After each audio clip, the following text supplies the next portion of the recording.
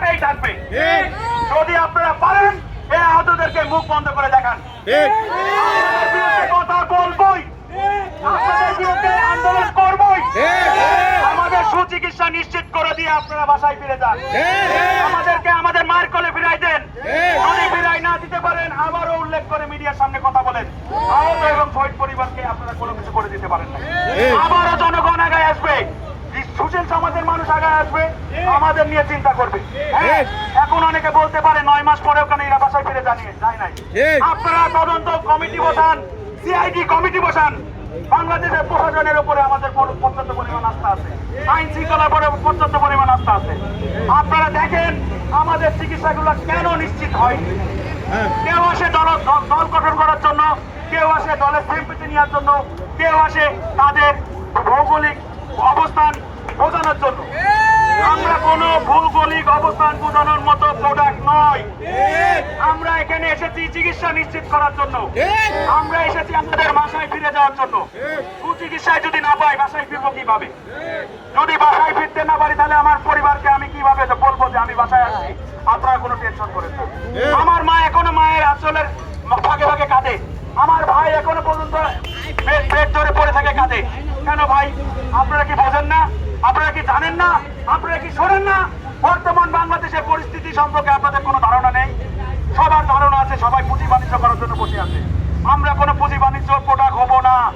আহতরা ফ্যাসিস্ট সরকারের বিরুদ্ধে আন্দোলন করেছে, কেউ জানতো না যে হঠাৎ করে তারা আহত হবে, তারা শহীদ হবে। তারা আল্লাহর ইশারায় শহীদ হয় নাই। যারা এই হুকুমগুলো দিয়েছে তাদের বিচারী আওতায় এখন পর্যন্ত আনা হয় নাই। আবার আমরা শুনতে পাচ্ছি তাদেরকে কি পুনর্বাসন করার চিন্তা করা হচ্ছে। মামা ভাগ্নের কমিটি করা হচ্ছে। এই কমিটিও চাই না, এই মামা খালুকেও চাই না। আমরা সুচিকিৎসা চাই। প্রত্যেকটা মানুষের জনগণের সুচিকিৎসা নিশ্চিত করার দায়িত্ব সরকারের।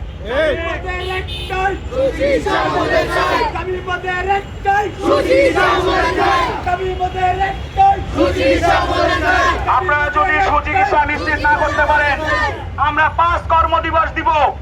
এই 5 কর্মদিবসের পরে আবার আমরা মানববন্ধনে নামবো। আমরা আমাদের জায়গা থেকে একটা জিনিসই জানতে চাই এবং জনগণকে জানাইতে চাই, আপনারা কথা বলুন। আমাদের চিকিৎসা নিয়ে কোথায় কোথায় কে কে অবহেলা করেছে তাদের নাম প্রকাশ করুন।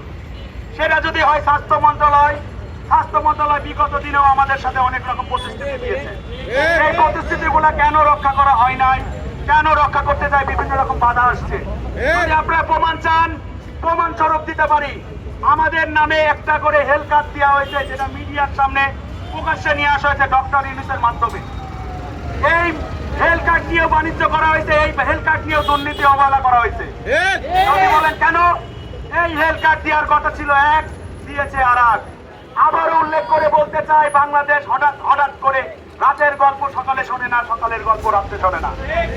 এই সরকার আমাদেরকে নিয়ে যে বাণিজ্য করতেছে, প্রত্যেকটা বাণিজ্যর সঠিক দাঁত ভাঙা জবাবে আহত এবং শহীদ পরিবার। আমরা বলতে চাই আমাদের জায়গার থেকে যে সরকারি ক্ষমতায় আসুক না কেন, এই দেশের জন্য, এই দেশের জনগণের জন্য জনগণই মাঠে নামেছিল।